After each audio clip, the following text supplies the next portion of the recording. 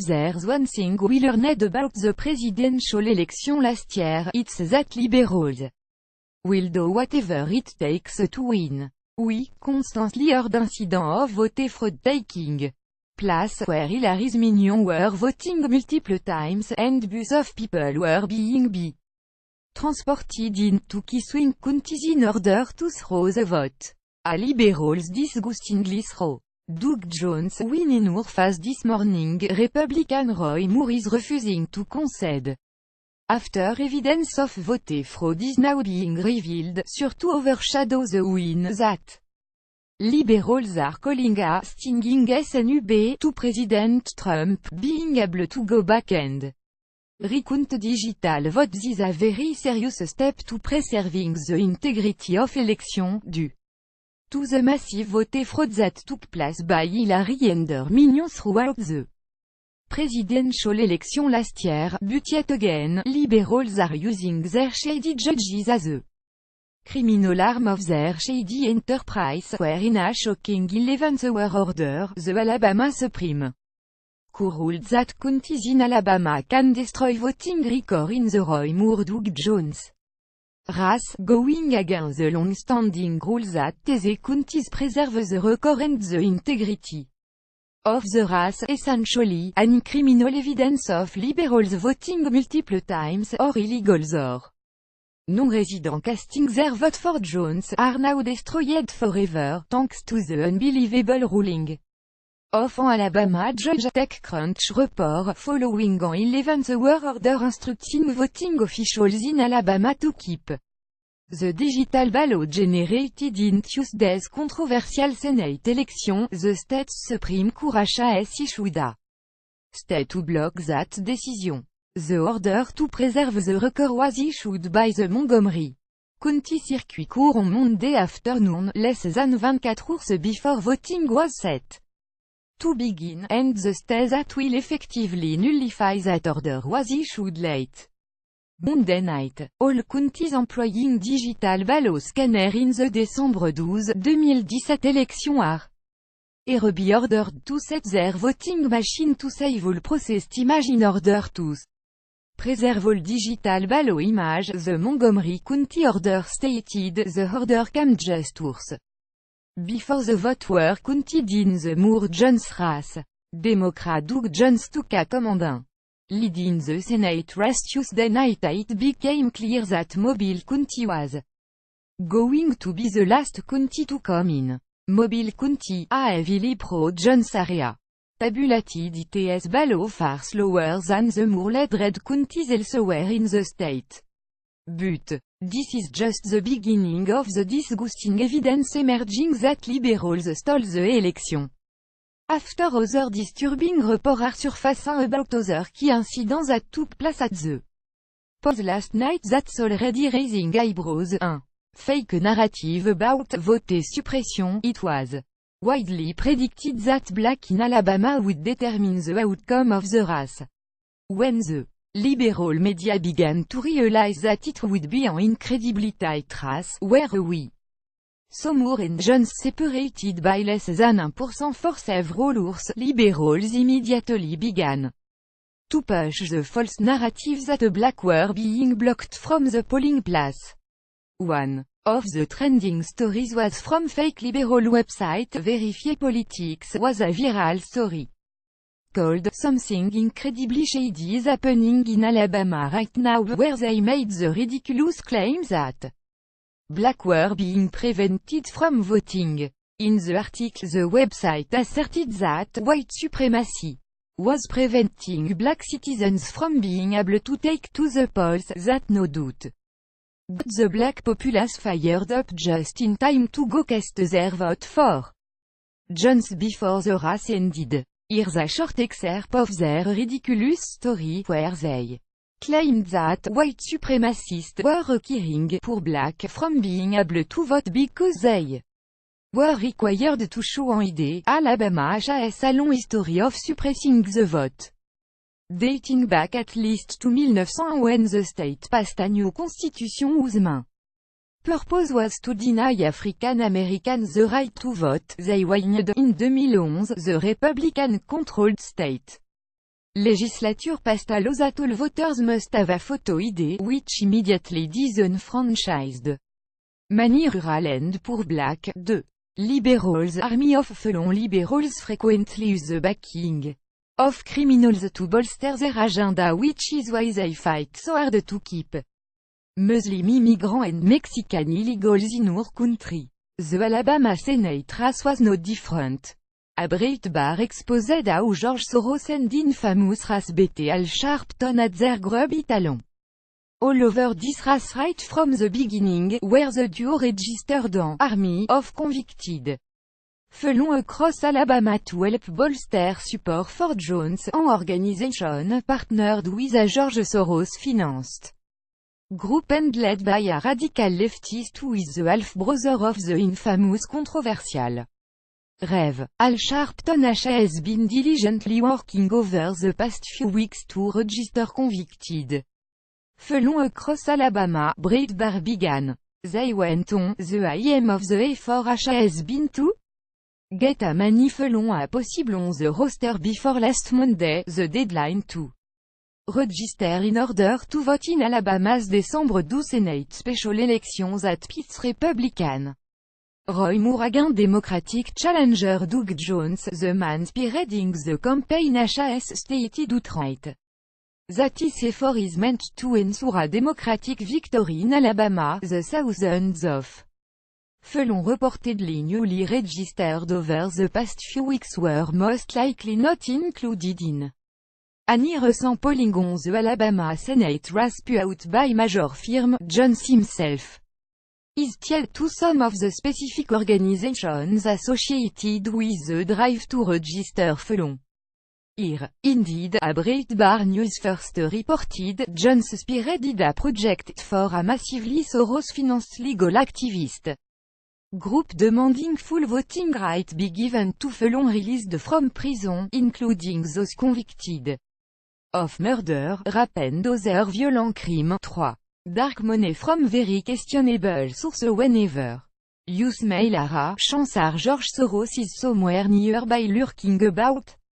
The infamous evil billionaire who turned his own neighbors into the Nazis in the années 1940 is constantly gunning for the destruction of America, where is a huge donor of crooked politicians like Hillary Clinton, Barack Obama, and Rhino Republicans like John McCain.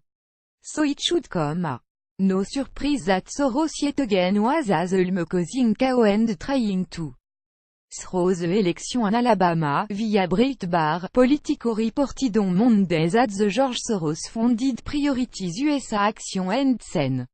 Chuck Schumer's DNY Senate Majority PAC the dark money behind the Alabama shell group that has spent more than $4,1 million to defeat conservative Republican Roy Moore in Tuesday's Alabama US Senate special election in which a face liberal Democrat Doug Jones. 4.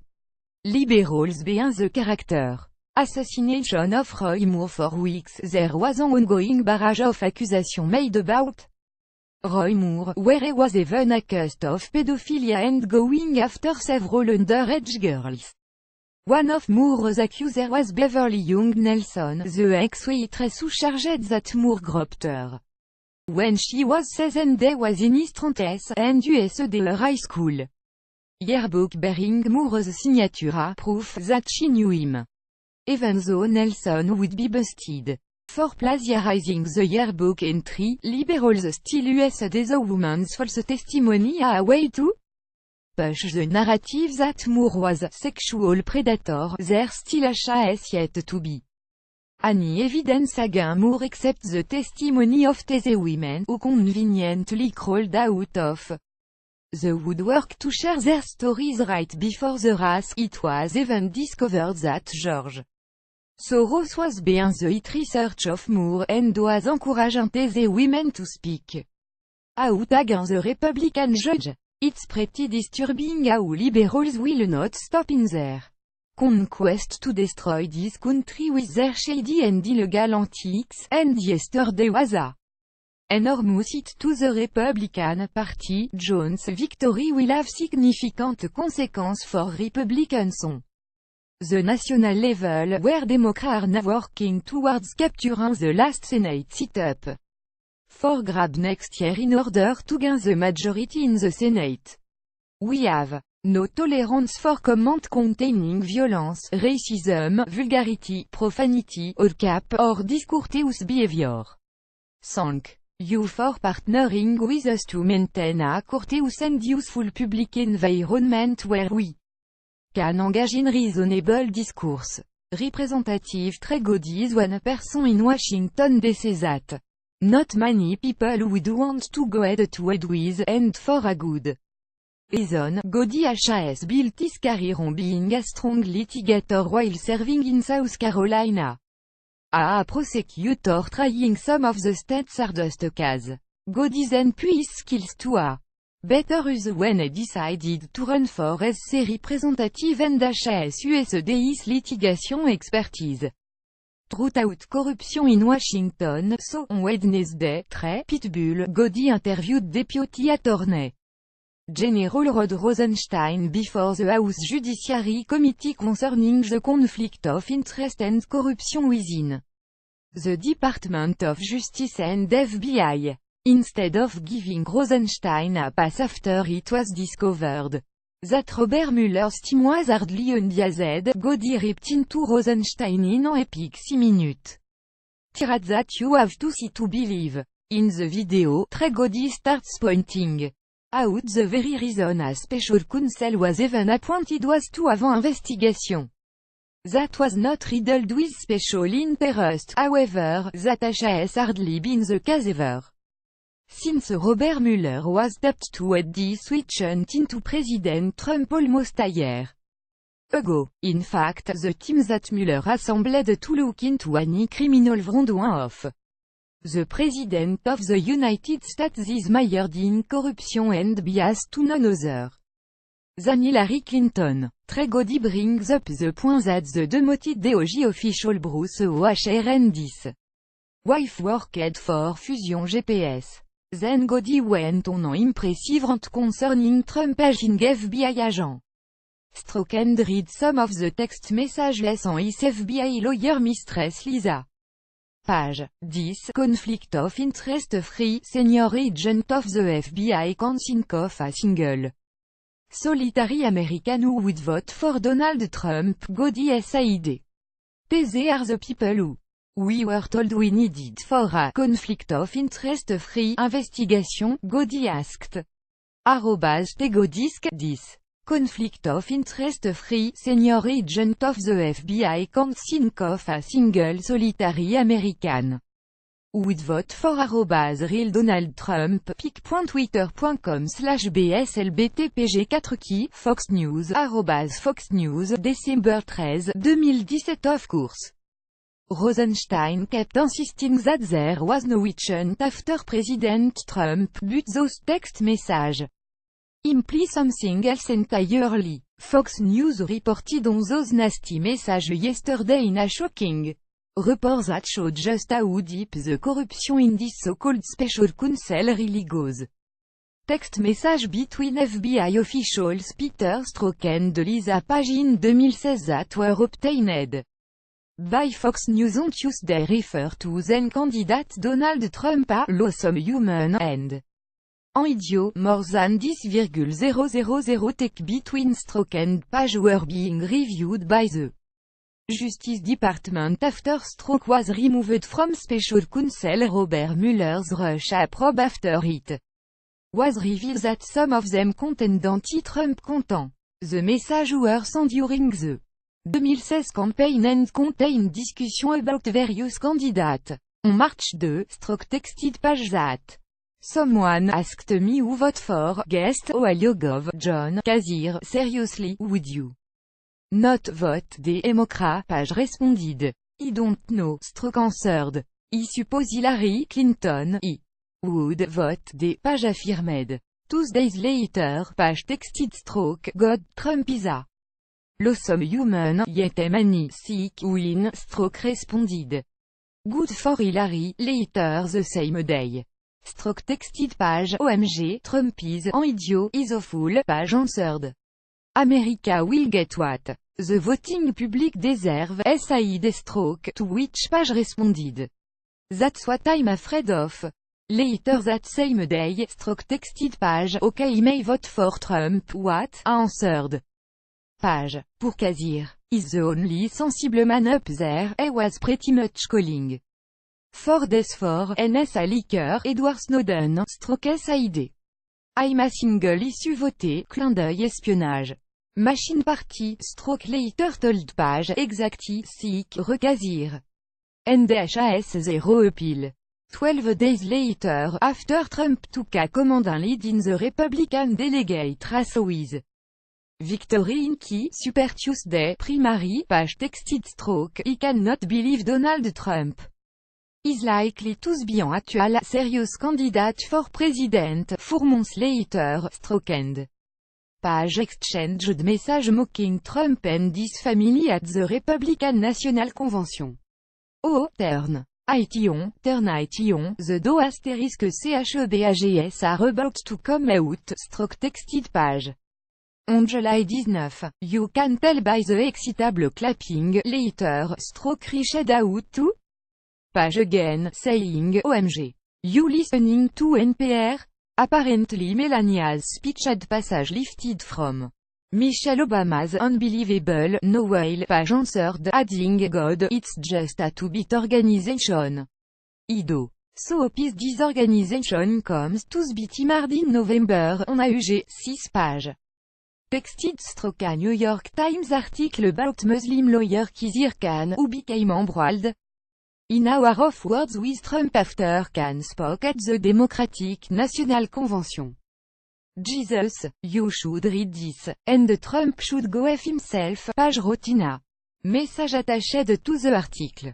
God, that's a great article, stroke answered. Thanks for sharing. And if Trump, now, they are the people that are supposed to be looking into corruption, but seem to be pulling for the other guy, how is that supposed to work? The whole reason why Jeff Sessions recused himself from looking into this ridiculous Russian collusion charade was so that there was not an appearance of bias, yet here we are with all sort of prejudice and special interest. This entire investigation needs to be shut down and let go since it is evident that there is no proof of wrongdoing by Trump, but there is plenty of evidence of impropriety by Mueller and this team. Thank God there are people like Trey Gowdy still in office willing to push for the truth and fight for the American people. #, Fox News, follow us on Facebook at Freedom Daily, and the NFL Nightmare continue. This time another entitled NFL Ball. Tosin ingrate, Seattle Seahawks rookie and defensive lineman, Malik McDowell, took it upon himself to get into a bit of hot water with the law, but unfortunately for McDowell, his rude interaction with a female law enforcement officer who was attempting to arrest him for disorderly conduct was all caught on camera and made public for the whole world to see. What the so-called justice warriors in the NFL are really about? As seen in the above video, a male police officer appears to be trying to transport McDowell to the police station for booking. The male police officer isn't the same officer who originally arrested him though, because as we see in the video while McDowell is being arrested, is also taunting a female peace officer who is standing nearby. The video features a male officer who appears to be tasked with transporting McDowell, but not the one who originally arrested him, putting handcuffs on McDowell. At the same time, McDowell is taunting a female cop standing nearby. Are you scared of me? Asked her repeatedly. Why is you a cop then? McDowell and the officer go back and forth about why he was arrested for disorderly conduct, and they call her a bitch multiple times. Bitch, he got money. That's why he can talk shit, McDowell says, adding that the officers will never make how much money is made in the past few months. McDowell then apparently shouts at some passers-by, they're trying to plant some shit on me, which causes Officers to love. He got a lot of fucking money you broke ass nigga, McDowell says. As they search him, put me in fucking jail, please, so he can bon out. Yup, this is what social justice warrior millionaires do. They follow the lead of a failing quarterback who was told by his Islamic girlfriend to kneel during the national anthem. To call attention to himself so he wouldn't be fired by the San Francisco 49ers.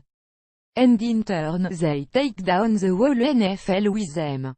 And sadly since most of these bolters have no idea how money works, they are too damn stupid to figure out the fact that if people don't go to the games, watch them on TV, and buy team gear they don't get paid. They are harming their own pocketbooks but they don't even possess the IQ to understand this fact. The Big Lead. Report, 12 reasons why everyone at Colin Kaepernick just got paid. The haters.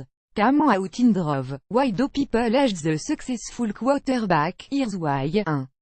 Is not Russell Wilson. Despite Wilson's off-season divorce, the Seattle Seahawks QB is so much more clinked than his rival Kaepernick, and not embroiled in scandal, and his RMS aunt. Covered in tattoo, and most of all, his Instagram screams humble choir boy, while Kaepernick is posing with rappers. 2. Tattoo? Kaepernick has Maniscari, colorful tattoo. This freaks out 82% of NFL writers over the age of 50 who prefer their QBs to have Pasty, doi a RMS de voix of ink. And the tattoo under Kaepernick's jersey? If you see him at the pool, you better walk to the shallow end. Mark Cuban. 3.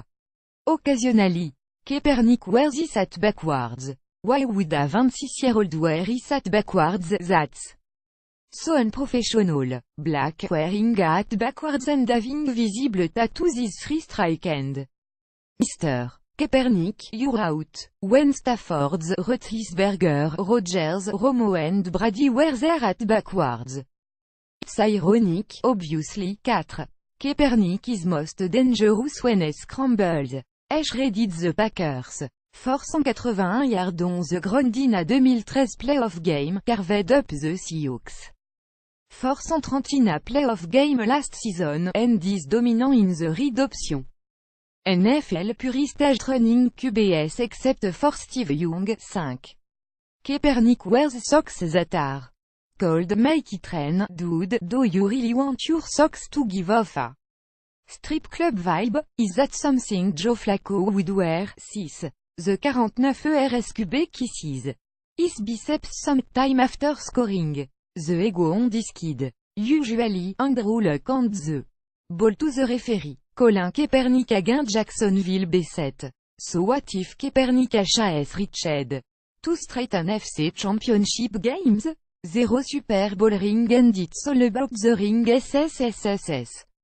8. Not clutch. In 2014, 3 force carte turnovers versus Seattle in the NFC championship game, including an interception in the end zone in the final minute. In 2013, couldn't complete a 4 thermostat down pass inside the 10-yard line in the final minute of the Super Bowl. Spare me the regular season wins or the playoff road win over the Packers. In 2014, are we certain Kaepernick is ready for the blinding light of crunch time? 9. Colin Kaepernick has a big nose, which led one act to call him Chenose. He didn't look, but I'm sure the digital underground jokes were flying on Twitter minute after Kaepernick's record-setting contract extension. 10. Kaepernick had the gall to wear a dolphin hat on sat a party. Big mistake. Huge mistake. Would Joe Montana have ever worn a Houston Oilers hat? No way. 11. He mocked Cam Newton's Superman celebration in a playoff game in Carolina. What a dick. Colin Kaepernick touchdown with a Superman Cam Newton mock a 12. Kaepernick chills for beats. Sur the young kids like beats and the I'm the man commercial and Apple just bought them, making Dr. Dre a billionaire, but NFL fan prefers RQBS to sell more vanilla product, like Wranglers, UGGS or Buicks and all. These reasons were before I started kneeling during the national anthem. Never in the history of the NFL has the attendance and game viewership been so low. All because of a man who decided that instead of using his strength of running the ball, wanted to throw it because it requires less work and effort on his behalf. Congratulations, social justice warriors, please share if you are boycotting the NFL.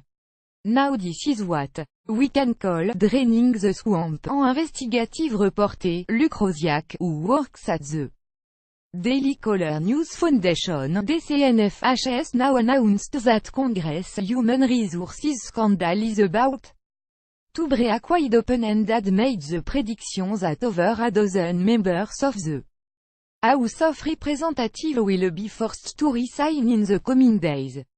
Congress Human Resources scandal is just getting started. He anticipates we will see the resignation of more than a dozen House members over harassment and secret settlement, and soon, Luke Rosiak, @Luke Rosiak. Décembre 15, 2017. Follow this initial tweet with this new one, mark my words. The House is going to be rocked in the coming 72 hours. TikTok, https://t.co/nebel9kvwtz. Luke Rosiak, @Luke Rosiak, Décembre 15, 2017. In addition to this breaking news early last week, Rosiak also broke the story that Democrat congressman from New York Gregory Meeks was part of a settlement deal with one of his former congressional aides which he had fired after she reported being sexually assaulted at the business of a major campaign donor. The first congressman to go down in this. John Conyers resigned after accusation against him started to gain momentum and multiple women came forward. Senator Al Franken was also accused of sexual assault by multiple women, to which there is even a picture of him groping a sleeping model on a plane.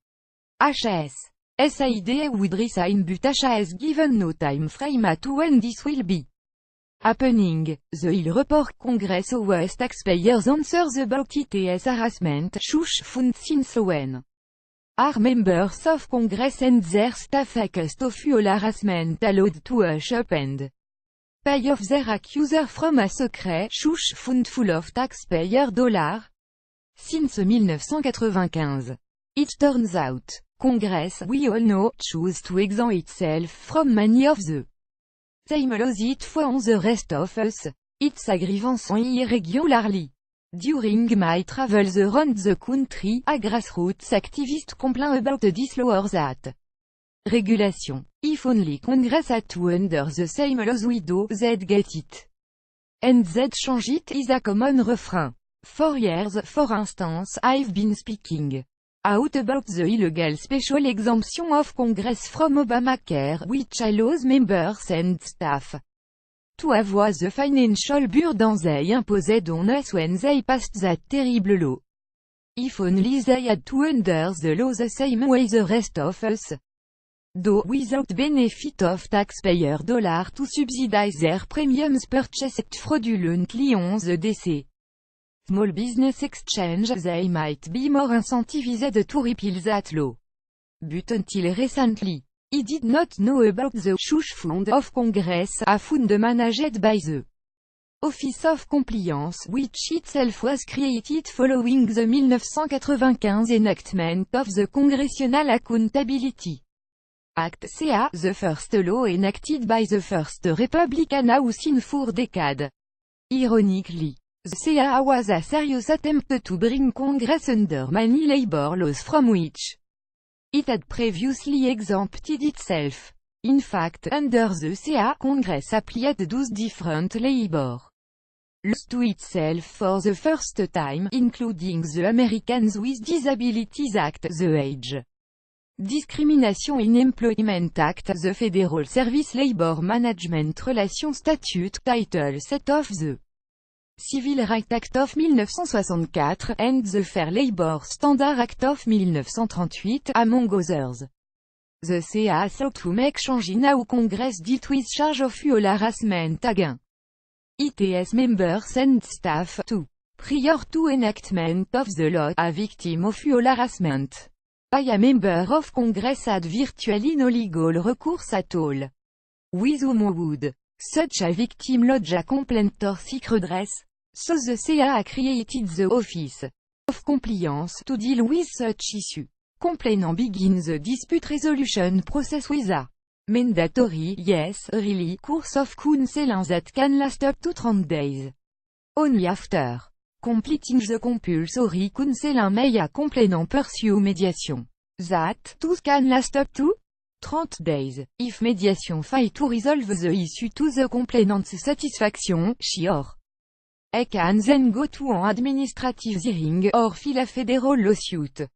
Here's the kicker: if the dispute is resolved in favor of the complainant, read victim funds for the settlement don't come out of the offender's personal bank account or his or her campaign account. Instead, they come out of a secret account maintained by the Office of Compliance. It is so secret, in fact, that taxpayers don't even know they are funding it. According to the Washington Post, there were 235 complainants received compensation totaling $15,2 millions.